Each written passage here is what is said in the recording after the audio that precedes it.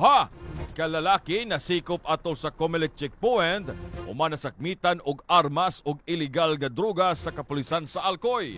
Para sa kompletong detalye, Brigada Henry Luke Vistel III, ibrigada mo! Brigada Live Report. Nasikop sa kapulisan sa Alcoy ang duha ka lalaki atol silang gihimo nga Comelec checkpoint pasado alas 12 sa udto didto sa kadalanan sa National Highway sa Barangay Poblasyon Lungsod sa Alcoy. Base sa investigasyon sa kapulisan sa Alcoy nga adunay usa ka motorsiklo nga may driver og duha ka angkas ang miagi og gipara sa kapulisan nga nagbantay sa gihimo nila nga Comelec checkpoint samtang nagpakita ang driver sa iyang driver's license ug certificate of registration sa motorsiklo giawhag sab sa kapulisan nga muna og ang iyang duha ka mga angkas. Sa dihang gipangrikisa kini sa kapulisan, adunay armas nga mipatimaw sa hawak sa usa sa mga angkas nga nailhan nga si Raymar Pio Pilindicon, 32 anyos, ulitaw, walay trabaho og lumad nga taga Barangay Katuluhan, lungsod sa Dalaget. Tungod ni ini dali kining gidakop sa kapulisan og na-recover ang usa ka caliber 45 pistol Taurus, usa ka steel magazine ug duha ka mga bala. Human nasikop si Raymar Pio Pilindicon, girikisa sa bangyang kauban nga angkas nga si Jovi Tolico Zamora, 41